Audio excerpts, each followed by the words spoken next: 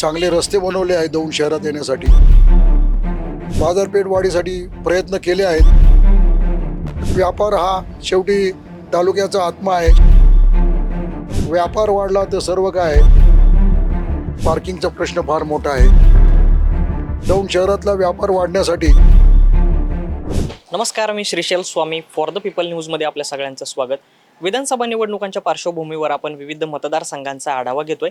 सध्या आपण दौंड विधानसभा मतदारसंघामध्ये आहोत। इथल्या सर्वसामान्य नागरिकांचे प्रश्न काय आहेत, इथल्या नागरिकांना नेमकं काय वाटतं, आमदार कसा असला पाहिजे, या संदर्भातच आपण त्यांची मतं जाणून घेत आहोत।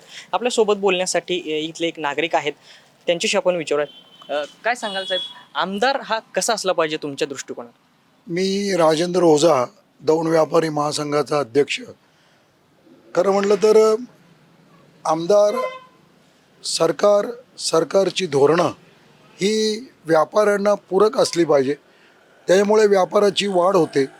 पण दौंड तालुक्यामध्ये आज दौंड शहरामधला व्यापार दिवसेंदिवस कमी होत चालला आहे। आजूबाजूच्या बाजारपेठा वाढत आहेत। स्थानिक आमदारांनी बाजारपेठ वाढीसाठी प्रयत्न केले आहेत, चांगले रस्ते बनवले आहेत दौंड शहरात येण्यासाठी, पण तेवढेसे प्रयत्न पुरे नाही। अजूनही त्यासाठी प्रयत्न केले पाहिजे। दौंड बाजारपेठेत आज पार्किंगचा प्रश्न फार मोठा आहे। त्या पार्किंगच्या प्रश्नासंदर्भात निर्णय घेतला पाहिजे। शॉपिंग कॉम्प्लेक्स मंजूर आहे असं त्यांनी व्यापाऱ्यांच्या बैठकीत सांगितलं आहे, त्यासंबंधीसुद्धा पुढं भविष्यात हालचाल झाली पाहिजे। त्याचबरोबर दौंड शहरातला व्यापार वाढण्यासाठी दौंड गार पुलाची निर्मिती ताबडतोब लवकर युद्ध पातळीवर करून घेण्यात आली पाहिजे। तो मंजूर केला आहे, काम चालू आहे। आमदार राहुल कुलांनी त्यासाठी जोरदार प्रयत्न केलेत, त्याबद्दल व्यापारी महासंघ त्यांचं निश्चितच आभार मानतो।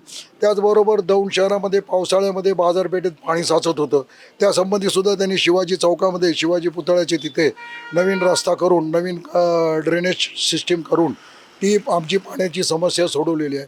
पण एवढ्याशा काम पुरे नाही। GSTमध्ये व्यापाऱ्यांना बराचसा त्रास होतो, त्यावेळे केंद्राशी समन्वय साधून दौंड काय महाराष्ट्रातील सर्व व्यापाऱ्यांचा GSTचा प्रश्न आहे, तो सुद्धा सोडवण्यासाठी प्रयत्न झाला पाहिजे।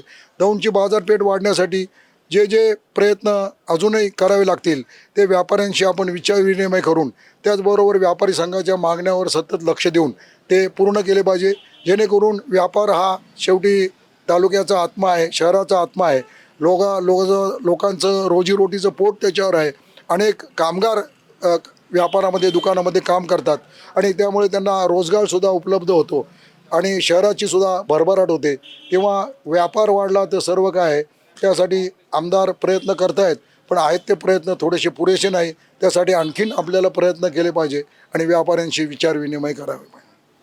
अशा प्रकारचं एक मत सध्या इथल्या मतदारसंघातील नागरिक स्पष्ट करत आहेत। इथल्या मान्यवरांनी सध्या हे मत स्पष्ट केलेलं आहे। त्यामुळे येणाऱ्या विधानसभा निवडणुकांमध्ये खरं तर दौंड विधानसभा मतदारसंघातलं देखील चित्र हे लवकरच स्पष्ट होईल। कॅमेरामॅन रोहित वनकट्टेसह मी Shrishail Swami for the people news.